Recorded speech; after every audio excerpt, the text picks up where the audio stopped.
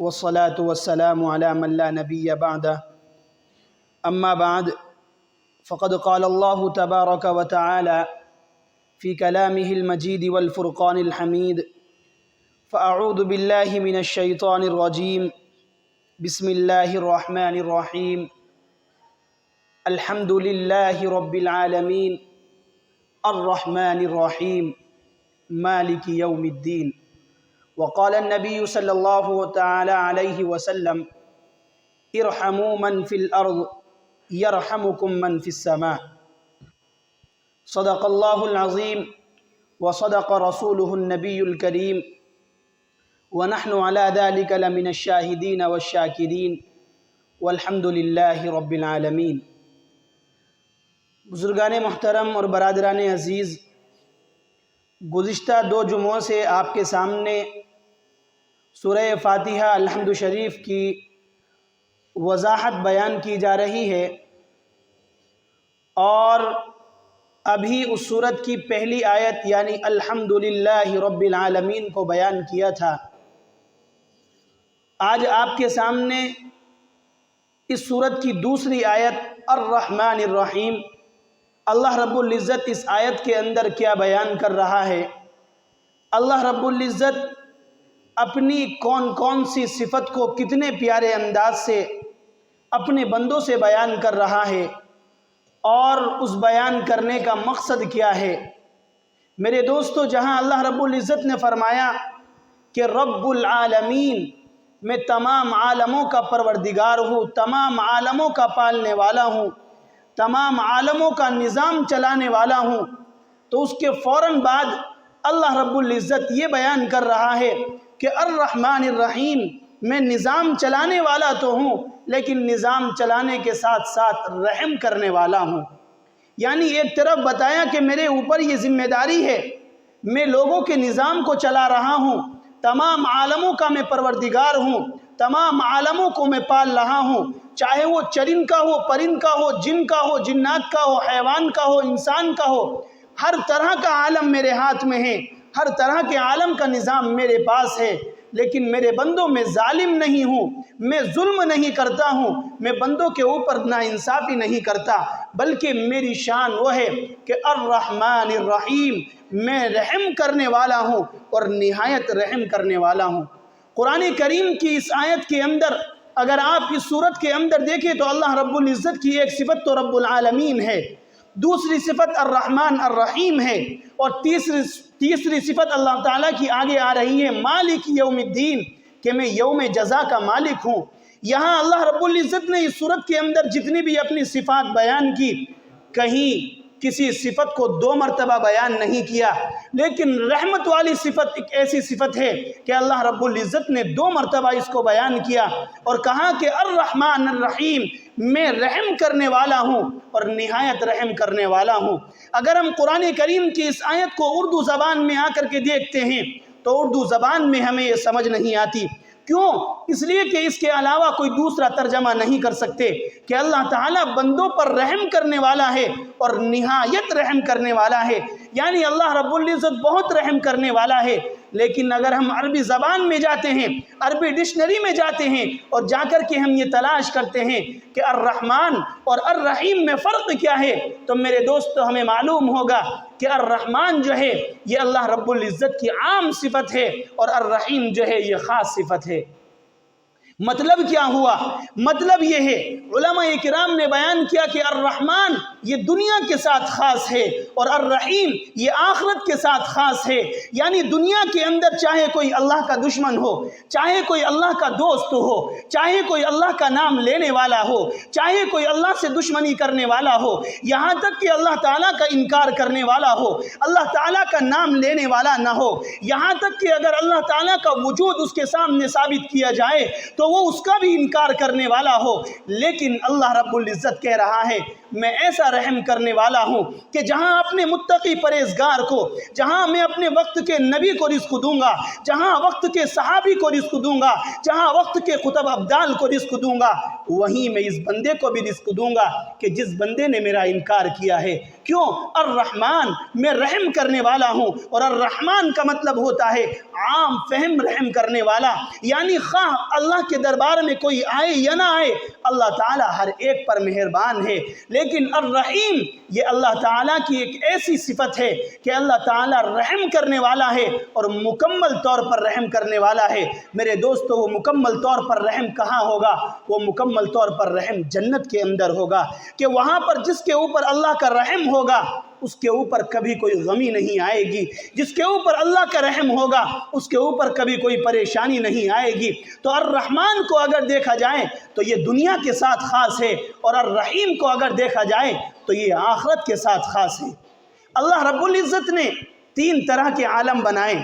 आप अगर देखें तो एक आलम वो है कि जहाँ पर कभी कोई तकलीफ़ नहीं होगी, जहाँ पर कोई रंज और गम नहीं होगा, जहाँ पर दुख और तकलीफ़ नहीं होगी, जहाँ पर दिलों का टूटना नहीं होगा, जहाँ पर बंदा दाखिल होने के बाद और वहाँ पर हमेशा हमेशा रहेगा और वहाँ की नेमतों से लुत्फ़ अंदोज़ होता रहेगा। मेरे दोस्तों, वो आलम है जन्नत का आलम, कि जब बंदा एक मर्तबा जन्नत में दाखिल हो जाएगा दोबारा फिर उसको कोई तकलीफ़ नहीं होगी। दूसरा एक आलम है कि जिस आलम में कोई सुख नहीं है, मुसलसल दुख ही दुख है, परेशान ही परेशान है, परेशानी ही परेशानी है। जब बंदा चला जाएगा तो वो मुस्तकिल परेशान रहेगा। अल्लाह ताला आपकी भी हिफाजत फरमाए, मेरी भी हिफाजत फरमाए। वो आलम जहन्नम का आलम होगा। एक तीसरा आलम अल्लाह ने बनाया कि जिसको दुनिया कहा जाता है। ये दुनिया क्या है? इस दुनिया के अंदर जहाँ दुख है वहाँ सुख भी है, जहाँ पर तकलीफ़ है, जहाँ पर रंज और गम है वहाँ पर आसानी भी है, वहाँ पर आसाइश भी है। तो मेरे दोस्तों, ये अर्रहमान वाली सिफत जो है ये अल्लाह रब्बुल इज़्ज़त की इस दुनिया में साबित होती है, और अर्रहीम वाली सिफत ये आखिरत में होती है। क्यों? अर्रहमान ये आम है, ये रहमत आम है, ये आम रहमत है, ये हर एक पर होगी और ये दुनिया के अंदर होगी। लेकिन आखिरत का जब नंबर आएगा तो वहाँ पर सिर्फ ईमान वालों पर रहमत होगी, और वो रहमत होगी अर्रहीम वाली, यानी वो रहमत एक इंतहाई दर्जे की रहमत होगी। और दूसरी चीज़ वो मुकम्मल तौर पर होगी कि जिसके ऊपर वो रहमत आ जाएगी दोबारा फिर उसके ऊपर तकलीफ़ नहीं होगी। यहाँ पर दुनिया का हाल तो ये है कि आप जिसका भी दामन उठा करके देखें, जिसके भी करीब लग करके देखें, कोई किसी परेशानी में मुब्तला है, कोई किसी परेशानी में मुब्तला है। अगर वक्त के बादशाह की कलाई पकड़ कर भी आप मालूम करें कि क्या आपको कभी तकलीफ़ पहुंची है, आपकी ज़िंदगी से तो ये मालूम होता है कि आपको कभी कोई तकलीफ़ नहीं हुई होगी। लेकिन मेरे दोस्तों, उस बादशाह बताएगा कि मुझे तो न दिन में सुकून से नींद आती है और न रात में सुकून से नींद आती है। अगर उसके वज़रा के पास आप आएँ तो आने के बाद में आप सोचेंगे कि शायद इन वज़ीरों को कभी कोई तकलीफ़ नहीं हुई होगी, ये बादशाह के इर्द गिर्द रहते हैं। लेकिन अगर आप उन वज़रा के करीब लग कर के देखें तो आपको मालूम होगा कि दुनिया में इन जैसा कोई दूसरा परेशान नहीं है। इस परेशानी के ऊपर मुझे एक छोटी सी बात याद आई। एक वक्त का बादशाह था, उस बादशाह को बीमारी होती है और उस बीमारी में इस तरह मुलव्विस हो जाता है कि वक्त के उलमा और वक्त के आलिम और आमिल लोग और हुक्मा लोग और हकीम और डॉक्टर अतिब्बा उसके पास आते हैं, उसका इलाज करते हैं, लेकिन उसको शिफा नहीं होती। उस हकीम का, उस बादशाह का बहुत इलाज होता है, कहीं से शिफा नहीं। एक बंदा आता है और आने के बाद कहता है कि बादशाह सलामत, आप सही हो सकते हैं। उसका एक तरीक़ा है, कहा कि वो क्या, कहा कि बहुत आसान है लेकिन इंतहाई मुश्किल है। उसने कहा कि बहुत आसान है लेकिन इंतहाई मुश्किल है। कहा कि वो क्या है, कहा कि बादशाह को किसी खुशहाल आदमी का कुर्ता पहना दिया जाए। लिहाजा जब तुम खुशहाल आदमी का कुर्ता पहनाओगे तो बादशाह सही होना शुरू हो जाएगा। वज़ारा कहने लगे कि ये तो कोई बहुत बड़ी बात नहीं, बादशाह के लिए एक नहीं 1000 जोड़े आ जाएंगे। वो वज़ीर के पास पहुंचते हैं और वज़ीर के पास पहुंचने के बाद कहते हैं कि आपको मालूम है कि बादशाह सलामत कई सालों से बीमार हैं और कई सालों से वो परेशान हैं। अगर आपकी तरफ से इजाज़त हो तो हम एक कुर्ता ले जाना चाहते हैं اور وہ کرتا لے جا کر ہم بادشاہ کو پہنائیں گے۔ وقت کے حکیموں نے یہ بتایا ہے کہ اگر کسی خوشحال آدمی کا کرتا پہنا دیں گے تو بادشاہ صحیح ہو جائے گا۔ وزیر مسکرانے لگا اور مسکرا کر کے کہا کہ بادشاہ سلامت کے لیے ایک نہیں 1000 جوڑے دینے کو تیار ہوں، بادشاہ کسی طرح صحیح ہو جائے، لیکن یہ دوسری شرط جو آپ نے لگائی ہے کہ خوشحال آدمی کا کرتا ہو، یاد رکھنا میں خوشحال نہیں ہوں، میں بڑا پریشان اور ٹینشن میں رہتا ہوں۔ یہ دوسرے وزیر کے پاس پہنچے، اس وزیر سے بھی کہا کہ کوئی کرتا ہو تو دے دیجئے گا، بادشاہ کو پہنانا ہے، حکیم نے بتایا ہے کہ بادشاہ کی بیماری ختم ہو جائے گی اگر کسی خوشحال آدمی کا کرتا ان کو پہنا دیا جائے۔ اگر بچے پیچھے پریشان ہو رہے ہوں تو ان کو بھی کوئی خوشحال کرتا لا کے دے دیا جائے۔ ارے خاموش ہو کے نہیں بیٹھا جاتا بچوں سے، کیا پریشانی ہے؟ پیٹ میں کوئی درد ہو رہا ہے تو آپ کا بھی علاج کیا جائے۔ مستقل بول رہے ہیں، ایسے لگ رہے ہیں کہ درود شریف کی تسبیح پڑھ رہے ہیں۔ اس تسبیح کو تھوڑا آہستہ پڑھیں، اتنی زور سے نہ پڑھیں، مجھے پریشانی ہو رہی ہے، میں کمزور آدمی ہوں، دماغ میرا کمزور ہے، اتنا ہائی فائی دماغ نہیں ہے، آپ کی طرف دماغ جا رہا ہے، بات بھٹک جائے گی۔ تو یہ دوسرے وزیر کے پاس پہنچتے ہیں اور اس وزیر سے کہتے ہیں کہ ایک کرتا دے دیجئے گا بادشاہ کو، بادشاہ کا علاج کرنا ہے کہ ایک خوشحال آدمی کا کرتا ان کو پہنانا ہے۔ اس وزیر نے بھی یہی کہا کہ کئی 1000 جوڑے بھی بادشاہ کو دینے کے لیے تیار ہوں، لیکن یاد رکھنا میں خوشحال نہیں ہوں۔ جو یہ CBI والے پھر رہے تھے، ان میں سے ایک نے کہا کہ اگر تمہیں خوشحال آدمی تلاش کرنا ہے تو میرے ساتھ چلو، ایک بندہ خوشحال ہے، اس کے سامنے کبھی کوئی پریشانی نہیں آئی۔ یہ اس کے پاس جاتے ہیں، تالاب کے کنارے ایک بندہ پانی سے کھیل رہا، ایک ڈبہ اس نے لے رکھا، تالاب سے باہر پانی نکال رہا ہے۔ جو سنگاڑے توڑنے والے ہوتے ہیں وہ لباس اس کا ہے، یعنی اس نے اتنا کپڑا اور بنیان پہن رکھا ہے۔ تو اس کے پاس پہنچتے ہیں اور پہنچنے کے بعد میں کہتے ہیں کہ بادشاہ کے لیے ایک کرتے کی ضرورت ہے اور آپ جیسا خوشحال آدمی ہمیں کوئی نہیں ملا۔ حکیم نے کہا کہ خوشحال آدمی کا کرتا لا کر پہنا دیا جائے۔ تو اس نے کہا کہ آپ نے خوشحال آدمی تلاش کر لیا کہ میں قسم کھا کر کے کہہ سکتا ہوں کہ آسمان کے نیچے جتنے انسان رہتے ہیں مجھ سے زیادہ خوشحال آدمی کوئی دوسرا نہیں ہو سکتا، لیکن جو آپ نے دوسری شرط لگائی ہے کہ ایک کرتا چاہیے، کرتا میرے پاس نہیں ہے۔ کہا کہ میں خوشحال تو ہوں لیکن کرتا میرے پاس نہیں ہے۔ یہ واپس پہنچ جاتے ہیں، ان کو ملتا ہے تو خوشحال نہیں ملتا، اور خوشحال ملتا ہے تو کرتا نہیں ملتا۔ میرے دوستو، یہ دنیا کی مثال ہے کہ اس دنیا کے اندر جہاں خوشی ہے وہاں غمی بھی ہے۔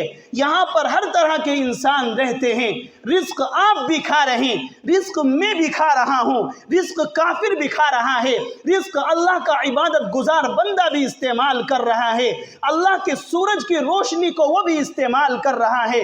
ذرا سوچو کہ جس رزق کو ہم استعمال کر رہے ہیں کس انداز سے اللہ کی رحمت اس رزق کے اوپر آتی ہے۔ ہم سوچتے ہیں کہ ہم نے جو منہ کے اندر پانی لیا اس کو آسانی سے ہم نیچے لے کر کے چلے گئے، نہیں میرے دوستو، اس آسانی کو آپ چھوڑیں، ذرا آپ دیکھیں کہ یہ رزق کس انداز سے تیار ہو رہا ہے۔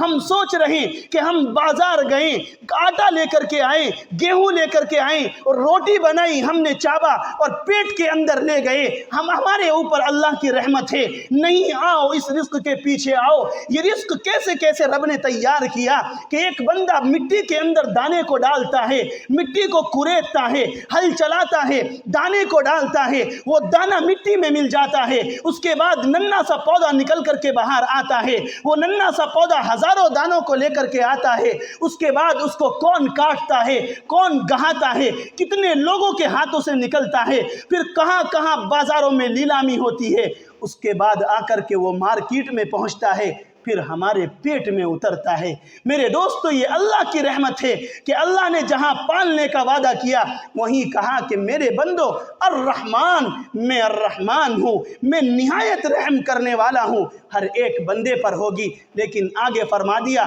الرحیم، یہ رحمان والی جو میری صفت ہے یہ مکمل نہیں ہے، الرحیم والی جو صفت ہے وہ مکمل ہے، اور وہ مکمل انہی کو ملے گی کہ جو ایمان لے کر کے آئے اور دنیا میں رہ کر انہوں نے اعمال صالحہ کیے اور وہ جنت میں پہنچیں گے اور جنت میں جانے کے بعد الرحیم والی صفت سے وہ لطف اندوز ہوں گے۔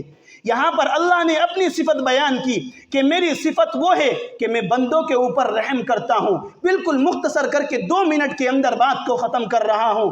اللہ نے یہ بیان کر دیا کہ میں اتنی بڑی ذات کہ میں سارے عالم کو پال رہا ہوں، رب العالمین، تمام جہانوں کا میں پروردگار ہوں، اس کے ساتھ ساتھ میں رحم کرنے والا ہوں۔ یعنی یہاں پر اشارہ اپنے بندوں کو ہے اور بندوں کو اس چیز کا اشارہ ہے کہ یہ میرے بندو، جب تم آپس میں ایک دوسرے کے ساتھ اٹھا اور بیٹھا کرو، جب آپس میں ایک دوسرے سے لین دین کیا کرو، جب آپس میں تم زندگی کو گزارا کرو تو تم رحم کا معاملہ کیا کرو، ایک دوسرے کو عفو اور درگزر کا معاملہ کیا کرو۔ کسی سے اگر کوئی چوک ہوئی، تمہیں ناگوار لگ رہی ہے، اس کو برداشت کرنے کی کوشش کرو۔ کیوں؟ اس لیے کہ اگر تمہیں آج دوسرے بندے کی پریشانی، دوسرے بندے کی ایذا سے تمہیں تکلیف ہو رہی ہے، ذرا تم خود سوچو کہ تم صبح سے شام تک میرا رزق کھاتے ہو، میری ہواؤں سے فائدہ اٹھاتے ہو، میرے سورج اور چاند کی کرنوں سے تم فائدہ اٹھا رہے ہو، لیکن تم جب نافرمانی کرتے ہو، میں تمہیں دھتکارتا نہیں ہوں، میں تمہیں دھکے دے کر کے نہیں بھگاتا۔